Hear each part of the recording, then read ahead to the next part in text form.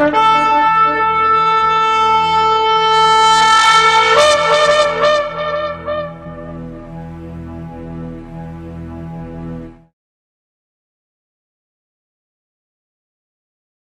atah Yahweh Eloheinu melech haolam, asher kideshanu b'mitzvotav etzivanu la'asok b'divrei Torah. Baruch atah Yahweh amelamed Torah le'amo Israel b'shem Yeshua HaMashiach.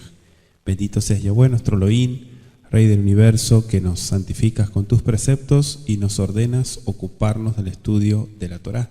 Bendito seas Yahweh, que enseñas Torah a tu pueblo Israel, en el nombre de Yeshua el Mesías. Muchas gracias. Amén y amén. Shabbat Shalom a todos, sean bienvenidos en esta noche. Estamos transmitiendo en vivo para todo el mundo y vamos a estar abriendo las escrituras esta noche en Josué capítulo 16 y seguimos avanzando en nuestro estudio del libro de Josué, estudio sistemático. Vamos a estar leyendo 2 capítulos y estudiando juntamente el capítulo 16 y 17. Vamos a leerlos juntos en esta noche, ya que el capítulo 16 es bastante corto. Vamos a dar lectura, dice así desde el versículo 1. Tocó en suerte a los hijos de José desde el Jordán de Jericó hasta las aguas de Jericó hacia el oriente, hacia el desierto que sube de Jericó por las montañas de Betel. Y de Betel sale a Luz y pasa a lo largo del territorio de los arquitas hasta Atarot, y baja hacia el occidente al territorio de los jafletitas, hasta el límite de Bet Jorom, la de abajo, y hasta Gezer, y sale al mar. Recibieron pues su heredad los hijos de José, Manasés y Efraín. Y en cuanto al territorio de los hijos de Efraín por sus familias, el límite de su heredad al lado del oriente fue desde Atarot Adar hasta Bet Jorom, la de arriba. Continúa el límite hasta el mar y hasta Mikmetat al norte, y da vuelta hacia el oriente hasta Taanat Silo, y de aquí pasa a Janoa.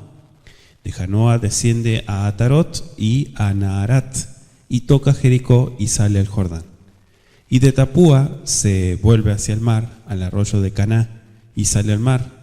Esta es la heredad de la tribu de los hijos de Efraín por sus familias. Hubo también ciudades que se apartaron para los hijos de Efraín, en medio de la heredad de los hijos de Manasés, todas ciudades con sus aldeas. Pero no arrojaron al cananeo que habitaba en Gezer. Antes quedó el cananeo en medio de Efraín hasta hoy y fue tributario.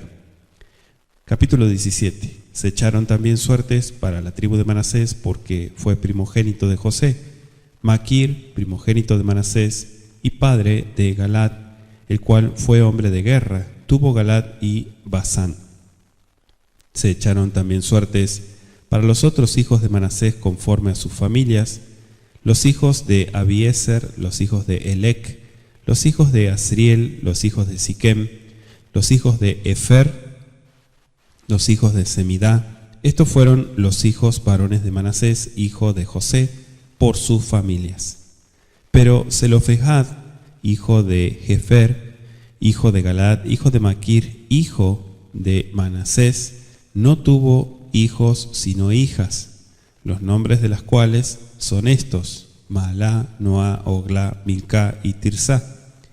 Estas vinieron delante del sacerdote Eleazar y de Josué, hijo de Nun, y de los príncipes, y dijeron: Yahweh mandó a Moshe que nos diese heredad entre nuestros hermanos, y él les dio heredad entre los hermanos del padre de ellas, conforme al dicho de Yahweh. Y le tocaron a Manasés 10 partes, además de la tierra de Galad y de Basán, que está al otro lado del Jordán, porque las hijas de Manasés tuvieron heredad entre sus hijos, y la tierra de Galad fue de los otros hijos de Manasés. Y fue el territorio de Manasés desde Aser hasta Mikmetat, que está enfrente de Siquem, y va al sur hasta los que habitan en Tapúa. La tierra de Tapúa fue de Manasés, pero Tapúa misma, que está junto al límite de Manasés, es de los hijos de Efraín. Desciende este límite al arroyo de Caná, hacia el sur del arroyo. Estas ciudades de Efraín están entre las ciudades de Manasés, y el límite de Manasés es desde el norte del mismo arroyo y sus aldeas son al mar. Efraín al sur y Manasés al norte, y el mar es su límite, y se encuentra con Aser al norte y con Isacar al oriente.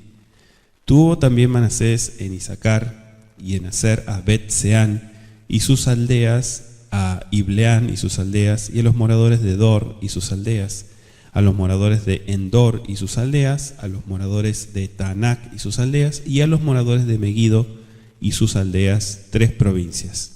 Mas los hijos de Manasés no pudieron arrojar a los de aquellas ciudades, y el cananeo persistió en habitar en aquella tierra. Pero cuando los hijos de Israel fueron lo suficientemente fuertes, hicieron tributario al cananeo, mas no lo arrojaron.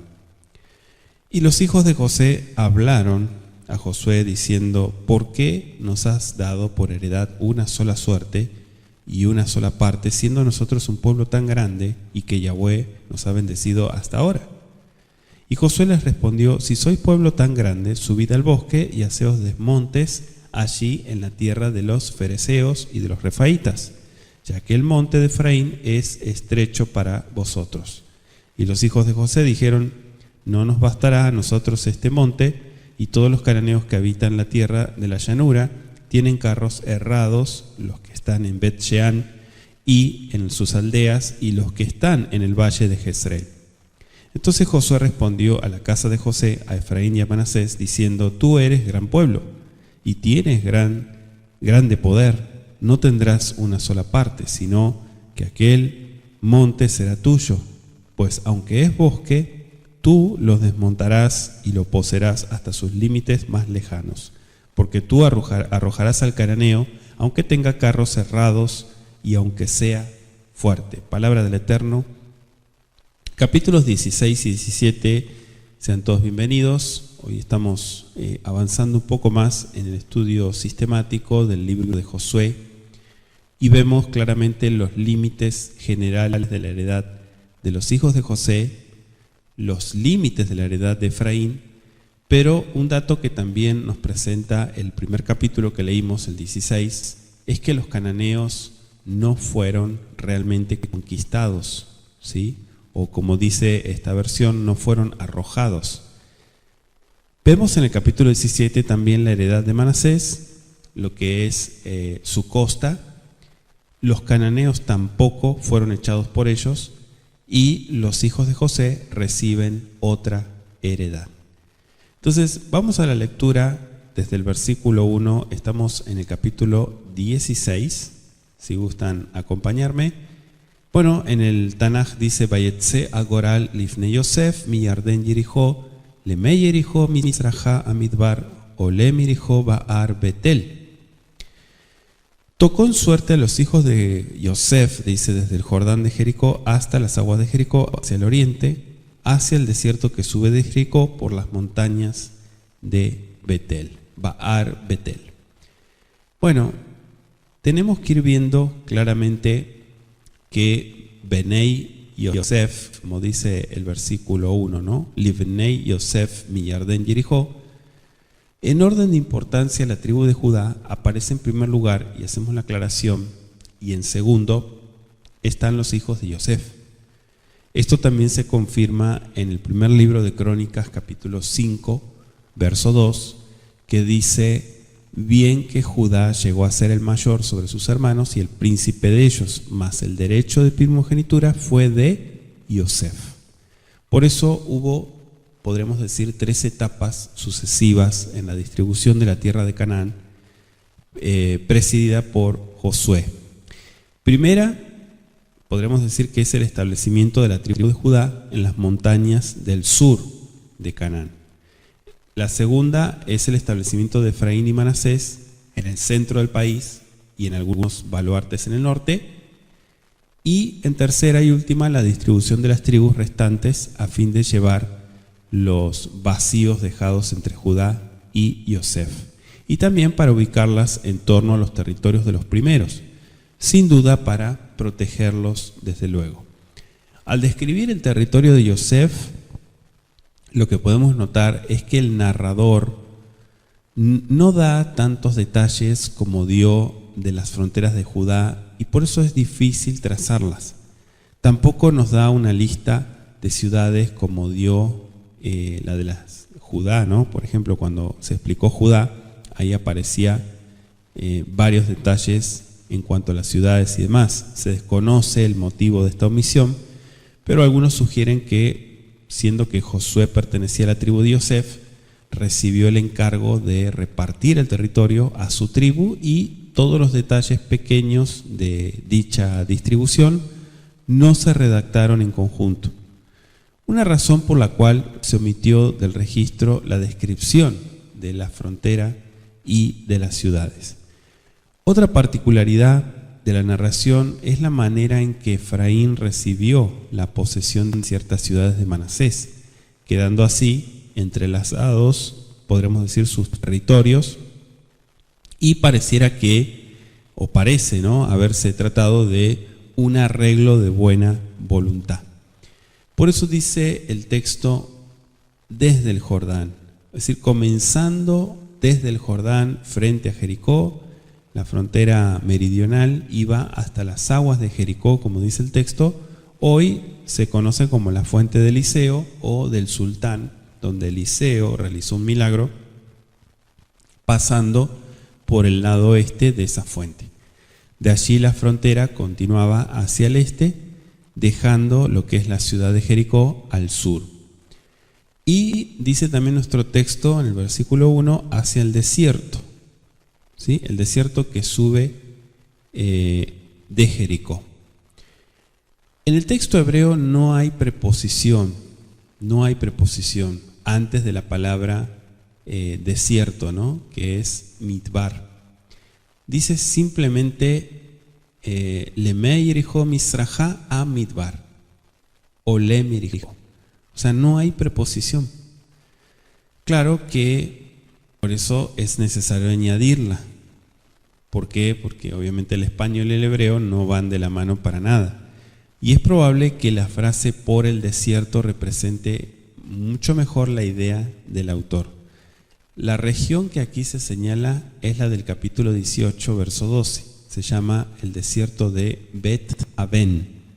Por lo que dice en Josué 7:2, se deduce que Bet Aven habría estado al este de Betel, ¿sí? Y por último termina diciendo el verso 1, por las montañas de Betel, ¿no? La preposición hebrea be, ahí podemos ver que se traduce por, puede traducirse en, o por, o con, y la traducción sería en las proximidades de. Se alude a la zona montañosa de Betel. Después de pasar al norte y al este de Jericó, la frontera continuaba por el desierto de Bet Aven y subía por una de las quebradas, ya fuese el Wadi Harit o el Wadi Suweinit, a los cerros que rodeaban a Betel. Nuestro versículo 2 del capítulo 16 dice: Beyatzami Bet el Lusa beavar el Gebul a Arki Atarot. Y de Betel sale a Luz, o Luzá, como dice acá en hebreo, y pasa a lo largo del territorio de los arquitas hasta Atarot. ¿Sí? El Gebul a Arki, ahí tiene artículo definido, Atarot. De Betel sale a Luz. Betel significa casa de Elohim, ¿no? Ya explicamos eso, y se llamó así, ¿por qué? Porque en el capítulo 28 de Bereshit, Jacob recibió una visión divina registrada en ese capítulo, y por lo que se dice el verso 19 puntualmente, parece que ese lugar estuvo cerca de la ciudad de Luz, ¿no? Así se llamaba, la ciudad Luz. En uno de los campos vecinos donde Jacob pasó la noche, puesto que los dos lugares estaban tan cerca el uno del otro, es probable que más tarde se los considerara como uno. Le dejo como referencia Josué 18:13 y Jueces 1:23 para que usted lo revise. El territorio de los arquitas, literalmente dice la frontera de los arquitas. Husai, el amigo de David, era un arquita. Si tienen duda de esto, anoten segundo de Samuel 15:32. Bueno, pero no es mucho más lo que puede decirse de su tribu o del lugar de donde provenía, ¿no? Pero bueno, Husai era un arquita. Atarot, se desconoce la ubicación de esta aldea, pero se cree que pudo haber sido Atarot Adar. Todavía, obviamente, no la podemos identificar, pero es lo que mayormente se cree. El versículo 3 dice: Beyaharat Yama el Gebul Ayafleti ad Gebul Bet Jorom Tachtom Be'ad Gazer Be'ayut Soto Yama. Y baja hacia el occidente al territorio de los Jafletitas hasta el límite de Bet Jorom, la de abajo, y hasta Gezer, y sale al mar, dice, Yamá, ¿no? Ahí tiene la forma direccional, o la EI direccional. El territorio de los Jafletitas, también podemos decir que poco se sabe del clan de los Jafletitas, solamente podemos ver en 1 de Crónicas 7, versos 32 y 33, que se los vuelve a mencionar. Según esta referencia, Jaflet fue bisnieto de Asher, o sea, de Aser.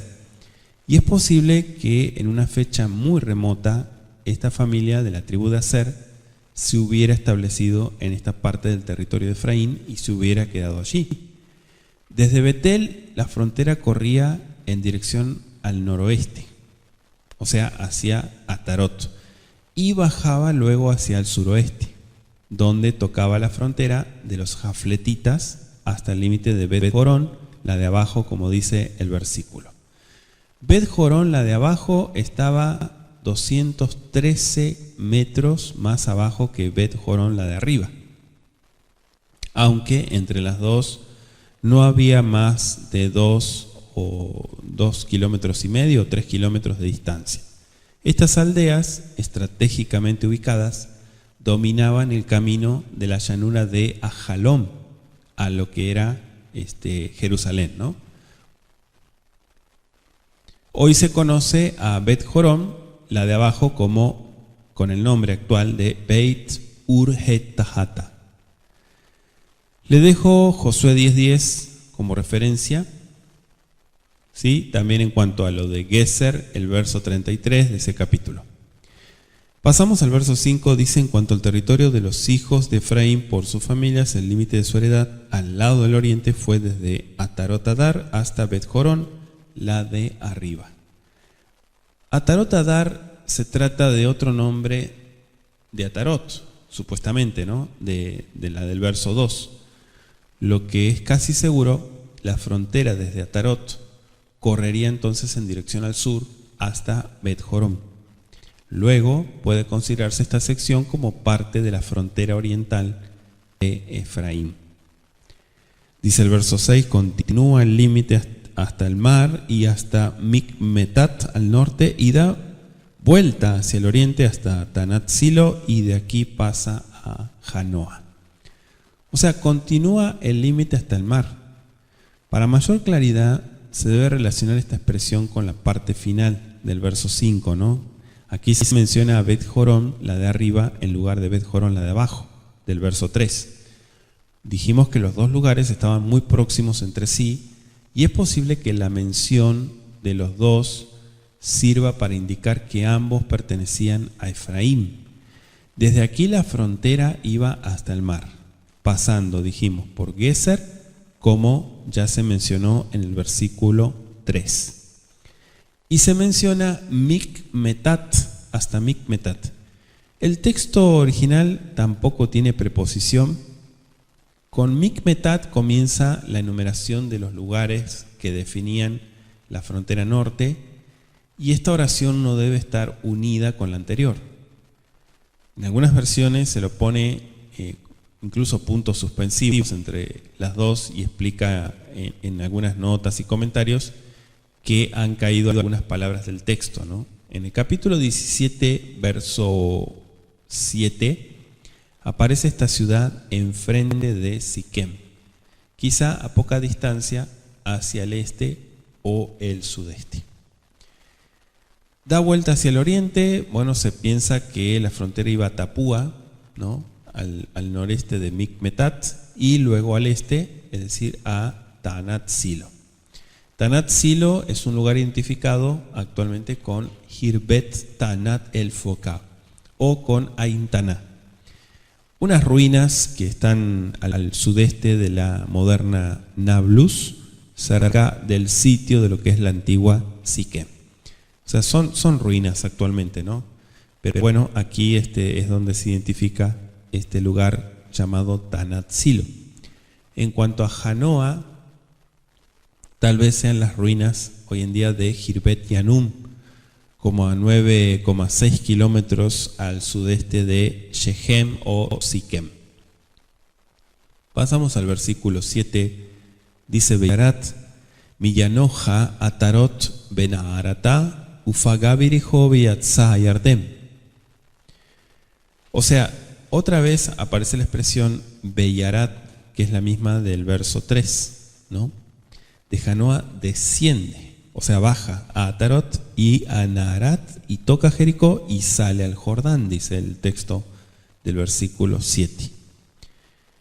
Esta Tarot no es la misma Tarot de los versos 2 y 5, sino una aldea no identificada en el límite norte de Efraín, junto al valle del Jordán. Evidentemente estaba en el borde mismo del valle. El texto habla de descender de Janoa a Atarot, y el nombre significa coronas, ¿sí? Ateret es una corona, Atarot son coronas, es una palabra bíblica. Naharat, expliquemos un poquito. Bueno, en 1 de Crónicas 7:28 le llaman Narán, no Naharat, sino Narán. Es una aldea del este de Efraín. Posiblemente se la conozca actualmente como Hirbet el Aujá, a 8,5 kilómetros al noroeste de Jericó. Y desde este punto el límite corría hacia el sur y alcanzaba la frontera de Jericó. La ciudad misma de Jericó era de Benjamín. Hacemos la aclaración.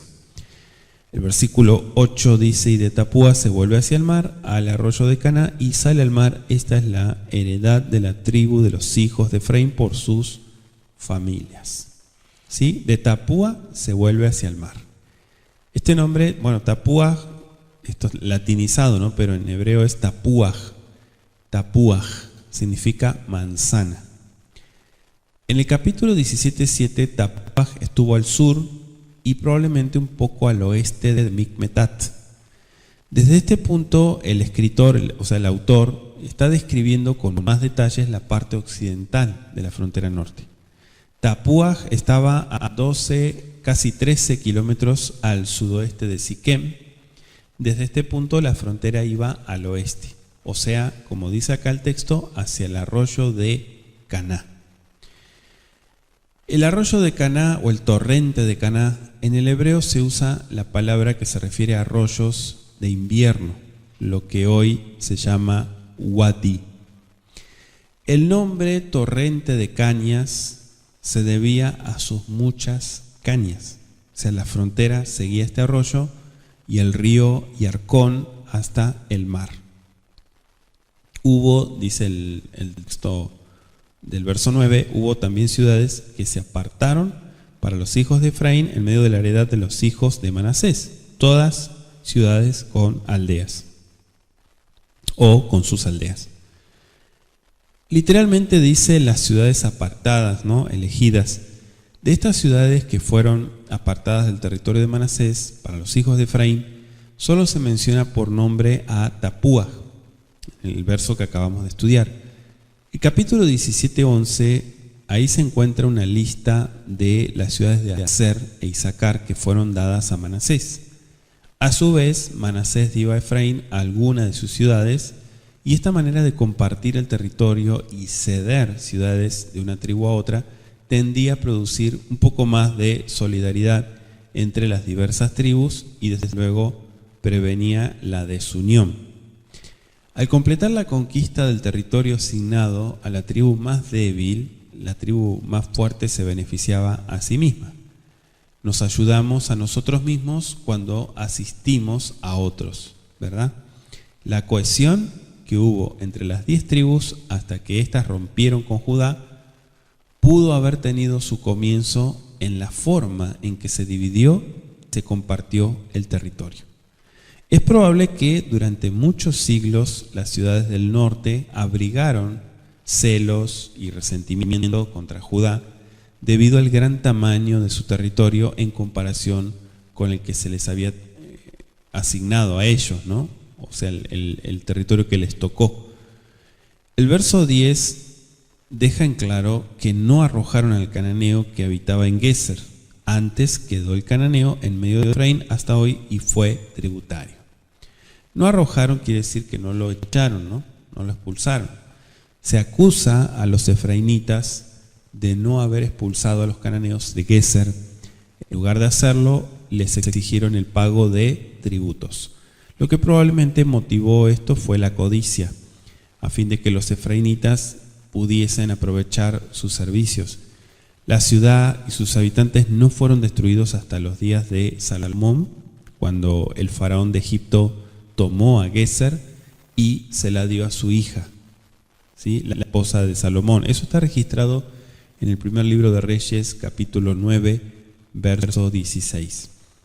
Entonces, cuando permitieron que estos extranjeros permaneciesen en medio de ellos, los efraínitas se expusieron a un peligro espiritual.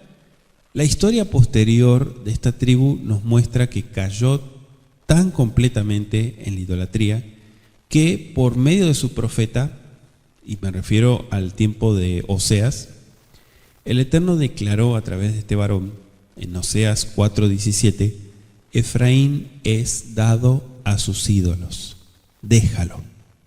Tremendo, ¿no? El fin de Efraín y las tribus que lo acompañaban debería servirnos a todos nosotros de advertencia a fin de que no nos unamos en yugo con los infieles, como dice 2 Corintios 6:14, ¿no? Y digo infieles en el sentido de el yugo desigual, ¿me explico? Porque la fe y la identidad bíblica es algo muy importante para conservar.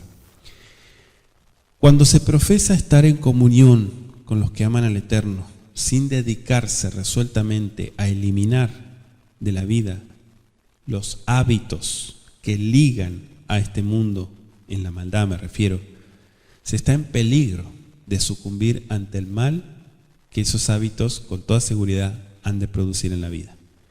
Un creyente no puede retener la amistad del mundo, ni continuar su asociación con personas mundanas, como lo hacía antes de su conversión, sin ser afectado por la influencia de ellas. ¿Sí? ¿Por qué? Porque estamos en el mundo, pero no somos del mundo, ¿verdad? Así dice la Escritura. Nuestra única seguridad es eliminar de nuestra vida todo lo que tienda al mal, a opacar nuestra comunión con el Eterno y nuestra relación con los preceptos. Leíamos el capítulo 17 también y el verso 1 puntualmente dice el texto: Vayeí agoral le maté Menashe ki u bejor Yosef le mahir bejor Menashe avi agilat ki u allá ish milhamá vayilo agilat be abashan, dice. Se echaron también suertes para la tribu de Manasés porque fue primogénito de Yosef. Mahir bejor Menashe, o sea el primogénito de Manasés, el padre de Gilad o Galad, el cual fue hombre de guerra, tuvo Galad y Bashan, dice. Vayilo a Gilad ve a Bashan. Fíjese qué interesante porque está con artículo definido, ¿no? Este nombre propio y dando una especial atención. Se echaron suertes también para esta tribu de Manasés, nos explica. Jacob había preferido a Efraín antes que a Manasés. ¿Se acuerdan de Bereshit 48, Génesis 48, versos 17 al 20? Aunque este era el primogénito. Ahora Efraín había recibido el honor de que se describiera en primer término su heredad. Sin embargo, Manasés era el primogénito y debía recibir la doble porción según Deuteronomio 21:17, que obviamente le correspondía. Este capítulo trata principalmente del territorio adjudicado a Manasés al occidente del Jordán, pero se refiere también a la porción que la tribu ya había recibido al este del río. Mahir o Maquir, la razón de que se le asignara este territorio se expresa en la frase el cual fue Ish Milhamá, un hombre o un varón de guerra. Para entonces Maquir mismo debe haber estado muerto. Era hijo de Manasés y había nacido en Egipto, y de haber estado vivo habría tenido, yo creo que unos 200 años más o menos. O sea, ya estaba muerto, ¿no? Pero quizás se había distinguido alguna vez en batalla, o sus descendientes retenían su nombre, ¿no? O sea, como un valiente. Fuera como fuese, Moisés y Josué reconocieron la habilidad de esta familia para la guerra y estuvieron dispuestos a encomendarles la defensa del territorio fronterizo de Bashán. El versículo 2 dice: Vayihil livnei Menashe anotarim lemishpejotam livnei Abiezer belivnei Helek belivnei Asriel belivnei Shechem belivnei Hefer belivnei Shemida ele benei Menashe ben Yosef azzeharim lemishpejotam. Bueno, en realidad dice los otros hijos de Manasés, porque los nombres son los de los bisnietos de Manasés, porque son los hijos de Galaad, según Números 26, versículos 28 al 34. O sea, el hijo de Maquí, el hijo de Menashe. En Números 26:30, Geser aparece en lugar de Abiezer, lo que no sería más que un error de transcripción. Los otros nombres son totalmente idénticos. Por otra parte, al comparar esto con 1 de Crónicas 7:14 al 19, pareciera más razonable considerar que estos 6 nombres pertenecen a familias importantes y no necesariamente a 6 hermanos. Es por eso que se destacan de esta manera. Dice el versículo 3: Belitzelofejad ben Hefer ben Gilad ben Mahir ben Menashe lo ayu lo banim ki imvanot ve ele shemot venotav Mahla venoach Hagela Milka betirza. Zelofejad, ya estuvimos comentando un poco de esto en el estudio sistemático de números, que también lo pueden estudiar en nuestro canal, nuestra página. Hefer, uno de los ya mencionados 6 hijos de Galaad, tuvo un hijo que se llamaba Zelofejad, que murió en el desierto sin tener hijos varones. Sin embargo, Zelofejad tuvo 5 hijas, nos dice la Escritura. También son mencionadas en Números 26, versos 33 y 34, y Números 27, versos 1 al 5. Estas mujeres debieron luchar por sí mismas para defender sus derechos ante Moshe, a fin de retener la heredad y el nombre de su padre. Y bueno, el fallo pronunciado por Moisés bajo la dirección divina dictaminó que las mujeres debían heredar la parte de su padre siempre que se casasen con hombres de su propia tribu, para que la propiedad no pasase a manos de otra tribu. Las hermanas se casaron con sus primos, cumpliendo así la orden. Eso está descrito, como decíamos, en Números 27, versículos 6 al 11, y le dejo también Números 36, versos 10 al 12. Entonces, este hecho demostraba mayor respeto por los derechos de la mujer que el que comúnmente existía en aquellos tiempos, y se estableció el principio de que la mujer no era una mera esclava sin derechos propios. Donde quiera se han establecido los principios del verdadero Elohim, se ha exaltado la posición de la mujer.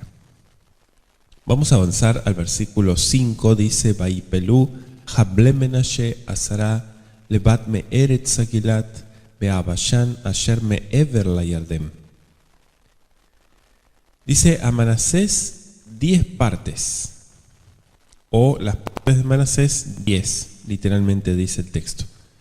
En el versículo 2 se nombran 6 familias contando la de Jefer, ¿no? Puesto que Zelofejat, el hijo de Jefer, murió, decíamos recién, sin dejar ningún heredero varón. Sus 5 hijas recibieron la parte que les correspondía, y parece que la parte de Jefer se dividió en 5, dando así un total de 10 porciones, como explica aquí el versículo. ¿Sí? Muy bien. Entonces, vamos a ir al versículo 7. Dice, y fue el territorio de Manasés desde Asher hasta Micmetat, que está enfrente de Siquem, y va al sur hasta los que habitan en Tapúa. Bueno, acá nos está ubicando un poco geográficamente, ¿no? Dice desde Asher hasta Micmetat. Se describe primero la frontera sur de Manasés, la que daba con Efraín, y la descripción comienza por la aldea de Asher, que parece haber estado en algún punto entre Siquem y Bet-Seah. Eso es lo que se conoce como Esitópolis, si en realidad era una población más bien que el territorio de la tribu. Desde este punto la frontera iba hasta Micmetat, dice el texto bíblico, o sea, frente a Siquem o un poco al este de la misma. Siquem estaba cerca de la moderna Nablus, decíamos la vez pasada, situada entre los montes Gerizim y Ebal, que fue donde se pronunciaron las maldiciones y las bendiciones. Y dice el texto, iba hacia el sur, o sea, iba a la derecha hacia Yagiv en la fuente de Tapúa, dice el texto, ¿no? En el hebreo literalmente dice a la derecha. Así está escrito, ¿no? En el verso 7 lo pueden corroborar. En la segunda parte dice al pene Shechem bealaja gebul el ayamin el yoshve en Tapuaj. Ese yamin significa diestra o derecha. ¿Sí? Entonces, debe entenderse como el sur. Eso es lo que tenemos que aclarar. Mirando hacia el este, como hacían los hebreos para determinar direcciones, el sur estaba a la derecha, ¿correcto? Entonces el hebreo dice fuente de Tapúa en cuanto a Yaliv, que es una transliteración de la palabra hebrea que la traducen los que habitan. De Micmetat, la frontera iba hasta Tapúa, dijimos, y esta ciudad estaba en el territorio de Efraín. Pero el territorio adyacente pertenecía a Menashe. Evidentemente la frontera pasaba cerca de los límites de la ciudad y de allí se volvía hacia el oeste. Dice el versículo 9, Beyarat Akebul Nahal, Kananek va la Nahal Arim Aele, le Efraim Betoch Rey Menashe, Ugebul Menashe Mitzefom la Nahal, Bayeyitot Sotav, Ayama. Hacia el sur del arroyo. La palabra arroyo aquí es la misma que significa torrente de invierno. Y algunos identifican este arroyuelo con el Abu Zabura y otros con el Nar el Kazaf, en el cual se retiene el viejo nombre de el arroyo de las cañas. Es probablemente el arroyo que desemboca en el Mediterráneo, que está ubicado al norte de Jope. Estas ciudades de Efraín, también dice el versículo 9, están entre las ciudades de Menashe. Bueno, no queda totalmente claro cuáles eran estas ciudades. Sí se alude a ellas en el capítulo 16, verso 9, y es posible que Tapúa hubiera sido una de ellas. No se nombran las demás. Pero es evidente que Efraín tenía ciudades en el territorio de Menashe y que Menashe tenía ciudades en el territorio de Isahar y Asher. Fueron arreglos especiales hechos entre las tribus a fin de lograr, como decíamos, ciertos ajustes territoriales para adecuarse a la población. Indica que existía cierto grado de unidad entre las tribus mencionadas, al menos en el periodo inicial de su existencia. Dice el versículo 10, seguimos avanzando: Nekbale Efraim, Betzafoná, Libnashe, Vayeyi Ayan Gebulo, Uvasher, Yifgeum, Mitzafon, Ubizahar, Mimisrach. Efraín al sur, Manasés al norte y el mar es su límite. Y se encuentran con Manaser al norte y con Isaacar al oriente. Dice se encuentra, pero no se dice específicamente cuál es el sujeto de este verbo.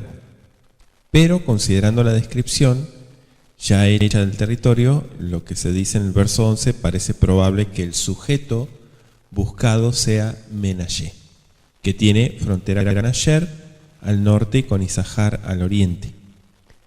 Hay una descripción también del territorio de Menashe que está hecha en frases de fácil comprensión. Según el capítulo 19, 26, la tribu de Asher se extendía por el sur hasta el monte Carmelo y la tribu de Menashe alcanzaba hasta Dor y sus aldeas, un lugar cercano al Carmelo. Así, los territorios de las dos tribus se habrían encontrado junto al mar Mediterráneo. En el versículo 11 se menciona a Bet-Shean, anótelo, literalmente significa la casa de reposo. Era una ciudad del territorio de Isaacar, pero fue asignada a Manasés. Estaba en un lugar muy estratégico, digamos en la conjunción de dos valles importantes, el del Jordán y el de Jezreel. Es posible que por ser Manasés una tribu guerrera y hábil defensora de Israel, se hubiera creído conveniente permitirle que viviera en esta fortaleza y la defendiera. En los tiempos del Brit Hadashah, Bet-Shean era una de las mayores ciudades de la Decápolis.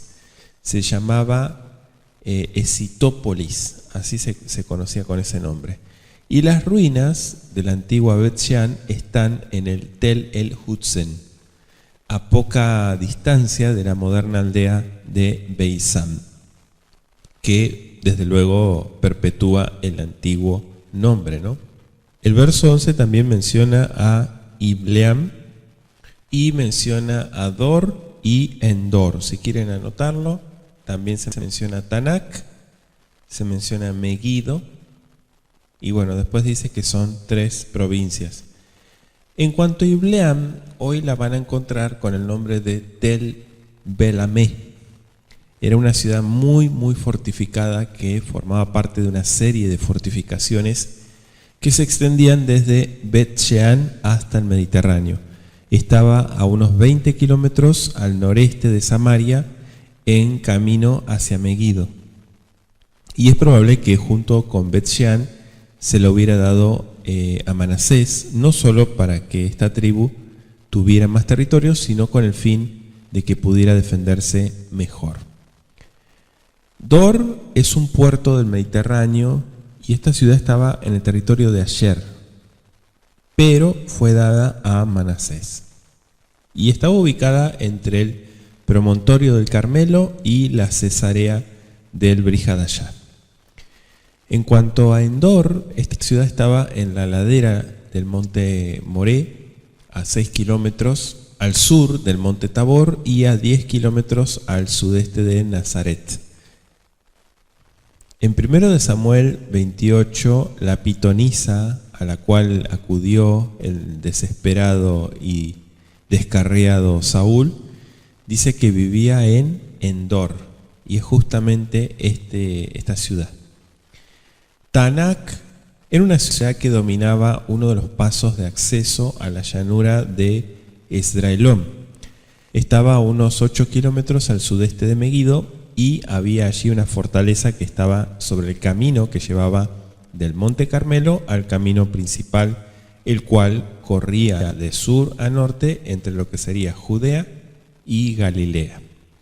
Hoy sus ruinas llevan el nombre de Tel Tanak. ¿Sí? Prácticamente está con el mismo nombre. Bueno, Megiddo es una importante y estratégica ciudad que dominaba la llanura, decíamos, de Esdraelón, y sus ruinas se han identificado con el montículo llamado Tel el Muteselim, que parece que por una razón militar se dieron esas ciudades tan estratégicamente ubicadas a la tribu de Manasés, una tribu de guerreros. 3 provincias, literalmente 3 de las alturas, dice el texto hebreo, o otras versiones dice, y la tercera parte de Mafetá y sus aldeas, lo que se refleja, quiere decir 1/3 de Nefet. En el siríaco se habla de 3 aldeas.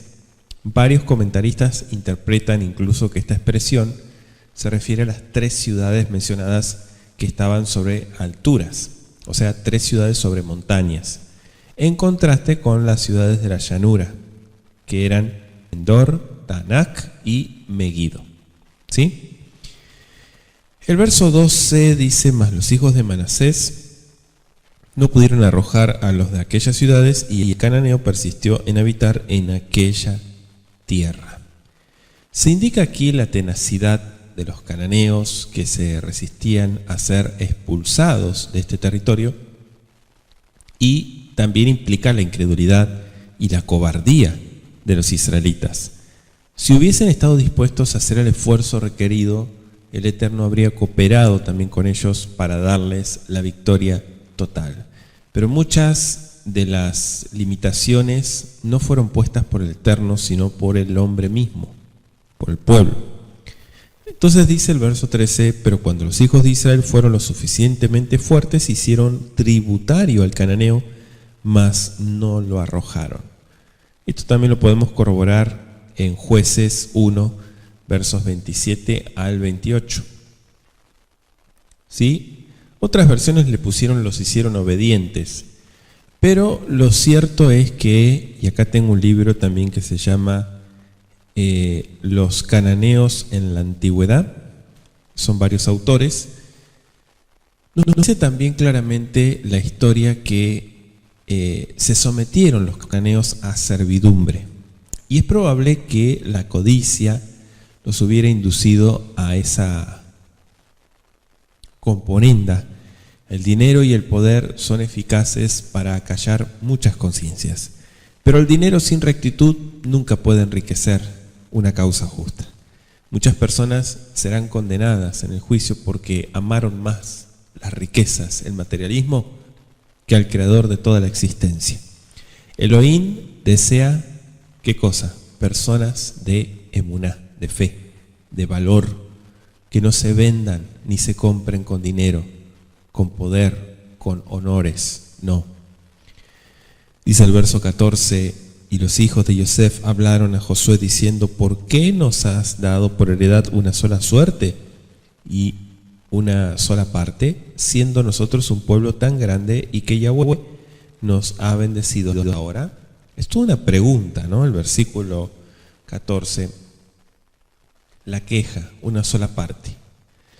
En este pasuk se considera a Efraín y Manasés como una tribu, una sola tribu, la tribu de Yosef. Por lo menos les resultaba conveniente que en este caso se los considerara así. Quizá recordaban la promesa y la profecía de Jacob en Génesis 28:22, en el cual aquel anciano patriarca daba a Yosef una parte más que a sus hermanos. Pero al mismo tiempo les parecía conveniente olvidar que sus hermanos habían recibido una porción del otro lado del Jordán. Es decir, un espíritu egoísta y codicioso siempre olvida lo que ya ha recibido. Tal vez Menashe y Efraín comparaban su porción con la que había recibido Judá. Posiblemente también pensaran que por ser Josué de la tribu de Efraín les haría un favor especial. Pero Josué era demasiado magnánimo como para ceder ante una propuesta tan mezquina y egoísta como la que hacían las tribus de Efraín y Manasés. Y dice en la pregunta, siendo nosotros un pueblo tan grande, muchas personas reproducen hoy la actitud de los hijos de Yosef. Los que tienen una opinión exagerada de sí mismos, me refiero. Y a menudo piensan que su grandeza debiera ser reconocida por el Eterno y por los hombres. Y si no lo es, entonces insisten en que el Eterno o los hombres se equivocan. En el caso que estamos considerando, ya que los descendientes de Yosef eran un pueblo grande, debido a la bendición de Yahweh, debían haber seguido buscando en él una bendición permanente y no hacer un pedido injusto para que Josué les diera más de lo que les correspondía. Siempre existe ese peligro de que cuando una persona es bendecida por el Eterno, atribuya esta bendición a algún mérito propio. Y esta puede ser la razón por la cual no reciben mayores favores del Eterno. Tienden a interpretar de modo erróneo esos favores y mientras con los labios agradecen al Creador, en su corazón se están alabando a sí mismos. Qué tremendo, ¿no? El verso 15 dice el texto, Vayomer aleem Yoshua im amra bata'ale lecha ayara uvereta lecha sham be'eretz perisi ve'arefaim ki atz lecha arefraim. Qué buena respuesta. Si ustedes son realmente un pueblo grande, suban al bosque y hagan desmontes allí en la tierra de los fereceos y de los refaitas, ya que el monte de Efraín es estrecho para ustedes. ¿No? Ustedes son fuertes, son grandes, bueno, trabajen. Josué era demasiado sagaz como para discutir la arrogante declaración de los efraínitas y manasitas. En realidad, les dijo, si ustedes son un pueblo tan grande, gracias a las bendiciones del Creador, entonces el Eterno seguirá bendiciéndolos en la conquista de la tierra. Son bien capaces de cuidarse a ustedes mismos. Vayan a aquellos vastos bosques del centro de Canaán y tomen posesión de ellos. De estas declaraciones se deduce claramente que una buena parte de Canaán central era en este tiempo un gran bosque con escasa población. Y esto ayudaría a explicar, digamos, la estrategia del ataque de Israel bajo el mando de Josué contra el centro del país para dividir las fuerzas de los cananeos desde el comienzo de la campaña. Así los israelitas pudieron atacar con todas sus fuerzas a los ejércitos del sur y luego de haberlos derrotado allí pudieron volverse contra los ejércitos del norte.